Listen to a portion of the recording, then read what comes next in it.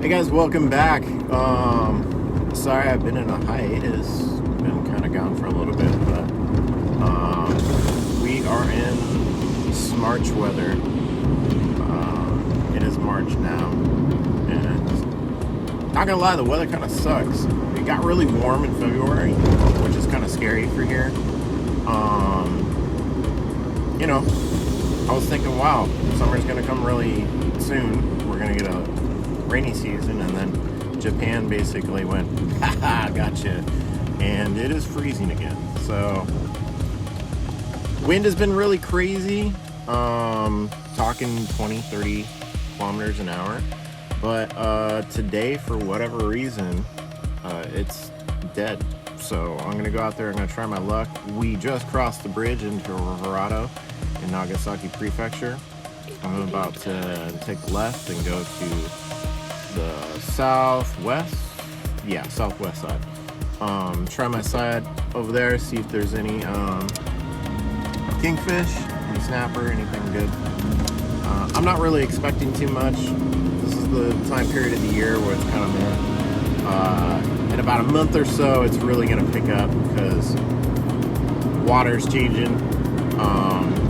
We're going to see a rapid warm up, and the indicator is the world famous cherry blossoms. So I was up in Tokyo a few days ago. I went and saw one of my really good friends who he's a great artist, and he did a tattoo sleeve on me.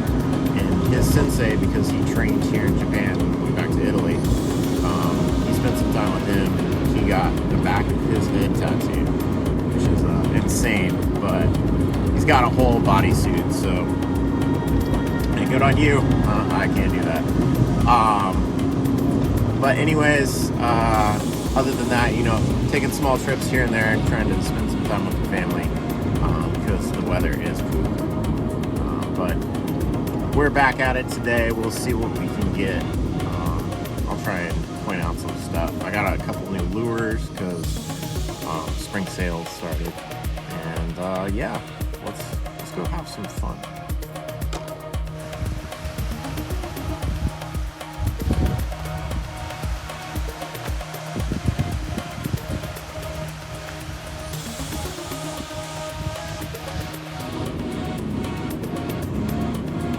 Alright, so our first spot that we went to, not what I'm looking for. Forecast today was supposed to be almost zero wind, like 4 knots. I was rolled up on the spot. All the wind turbines are rolling. It's well over 15. And the waves were pretty gnarly. There's actually a couple boats anchored in a little cove there, trying to avoid the, I wouldn't say big waves. It's like 1 meter, 3 foot every 4 seconds. So they're just kind of, so they're just anchored right there waiting for it to die down, because it is supposed to die down around noonish. But I'm probably gonna be pulling around like 1 or 2 o'clock. So I'm gonna roll back to the sandier little inlet, actually known for a battle site where Kublai Khan, grandchild of Genghis Khan, tried to invade Japan twice, and this is one of the second time around. This is the site of a battle. So yeah, sandy beach. Let's try this. If it's a no-go, I'm just gonna call the day. Enjoy the ride, but you know, let's see what happens.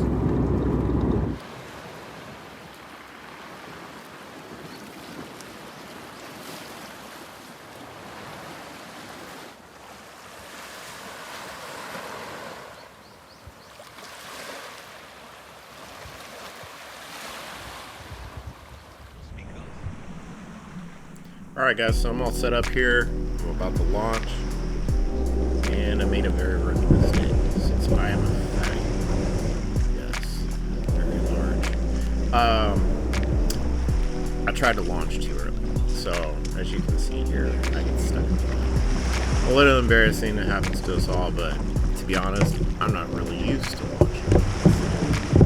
So, kind of a new experience. I've done it once or twice, I'm trying to get used to it, but Also a factor was it was a little cold this day, so I was trying not to wade chest deep.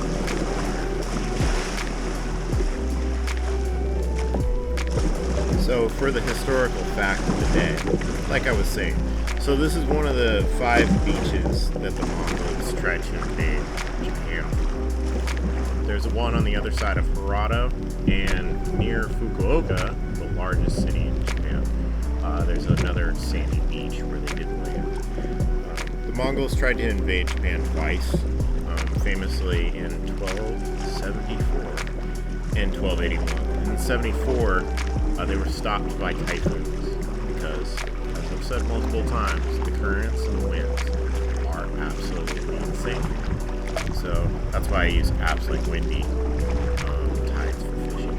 Just basic stuff. I make sure that I'm safe before I go out there. What to expect from it. Obviously.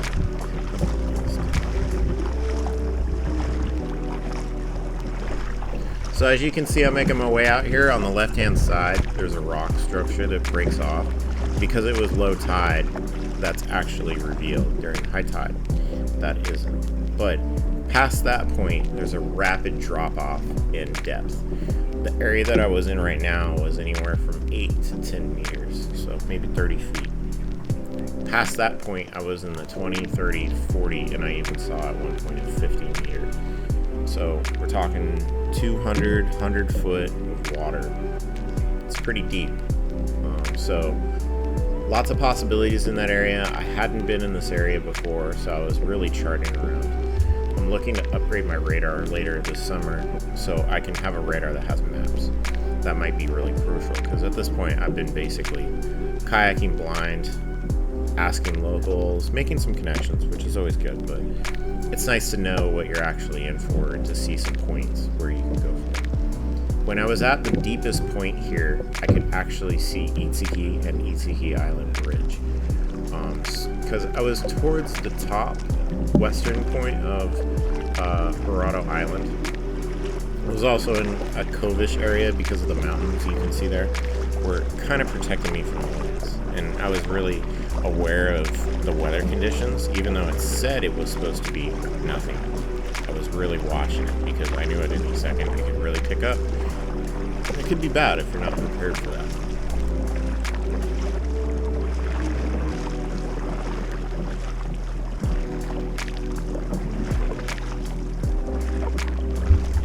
So as I'm continuing to make my way out here, right in front of me, dead ahead, there is a rock structure. And if you can't see in the video there's actually 2 boats that were out there, and there were divers up there. A lot of these freelance divers, and I call them freelance because they're literally going out there with no equipment. They're just free shooting into the water. They're collecting oyster, clams, all sorts of just crustaceans and things off the bottom, and they're selling it in the local markets. I saw their vehicles where I parked and launched from, so I was assuming that they just threw their boats on the shore, or this was just their thing. This is what they did.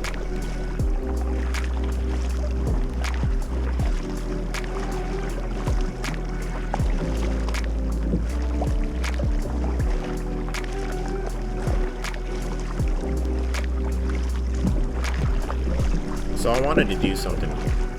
I dumped my camera into the water for 2 purposes.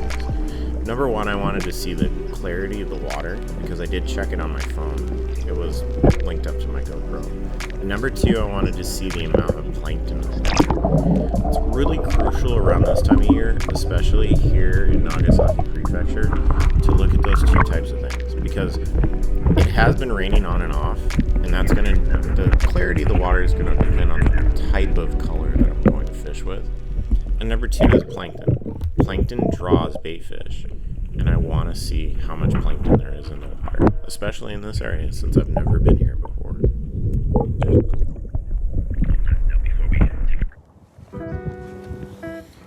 Alright guys, so we're out here. I'm sitting at 15 meters. The area that I'm in is on the west side of Hirado.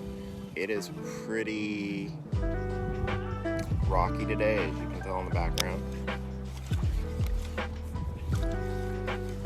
I am slow pitch jigging today and also jigging. I'm on a Rise Japan, but really not expecting too much. I don't see any other charters, any boats out here. There's a couple freelance divers that way. The current is pretty good, so let's just kind of mess around and see what we get. I'll probably get one or two grouper because it looks like it's a little rocky at the bottom. But not gonna lie, feeling the seasickness a little bit because I haven't been out here for a bit, and it is rocking good. So let's see what we get.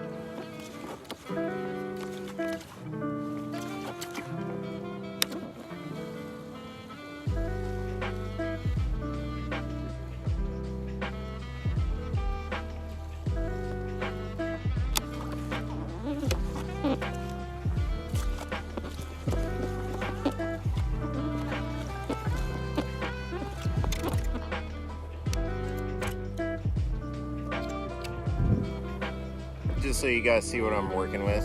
So I got a Rise Japan on there. I got pink and silver. It's 100 gram. Oh, as you can hear, it's noon. Some villages, towns, whatever you want to call them, they have little songs. This one just has a big clock, I guess.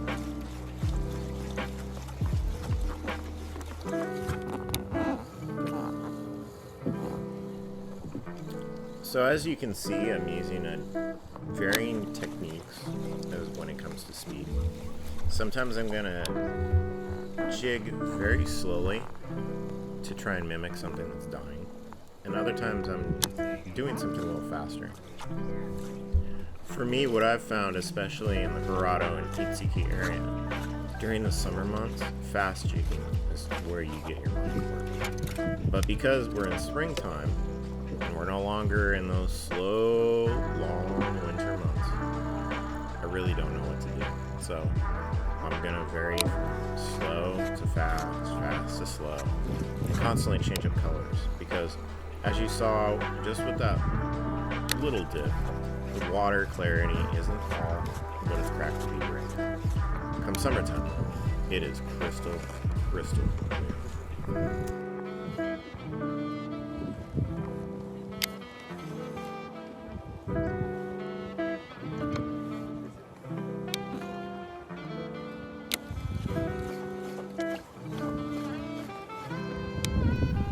My fishing setup for this type of jigging is a Shimano Grappler BB, specifically the slow pitch jigging rod. Its price point is about $110 US, but with the current exchange rate around $150, it's in the $80 mark. So if you're here in Japan, if you're going to be traveling to Japan, or you can buy on third rail markets, I would definitely go for it. It's a really great rod. The reel that I'm using is called a Conquest. It's also by Shimano. It's probably the best reel I've ever used. I beat this thing to all living cum, and it just keeps going. I do my maintenance on it. I oil it and I wash it the way the manual says, using a translator app, of course. But it's really great for universal all types of jigging, and also for tie snapper. It's a really good reel.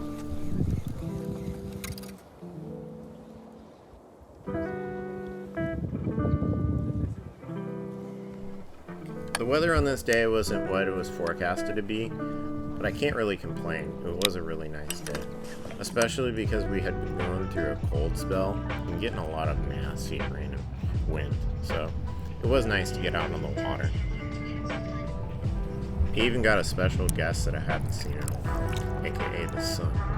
So I was actually really enjoying using sunglasses for the first time in about 4 months.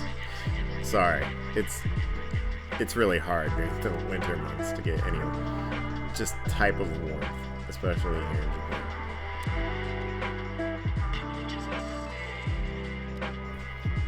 Now, as you can see, I did catch quite a few rockfish. Rockfish are really good fish, especially here in Japan for cooking types of miso soup. For me, not so much. Rockfish have a very fishy taste and a very foul smell if you don't put them on ice right away. So, not my take of fish. What's important to note here is that rockfish can actually be poisonous. That's why I'm using the pliers. Now, the ones that I'm catching here probably aren't, but the ones that are look exactly the same. So I don't like to play around with them when it comes to that. When I was making my way back into shore, I wanted to dunk the camera one more time, just to show what the clarity was and what it can be. As we make our way into the summer months, it only gets clearer. Great for snorkeling. Alright guys, I wanted to thank you for watching this week's episode. I can't wait to get back on the water. Next week's episode is going to be something special, so make sure you tune in. Thanks.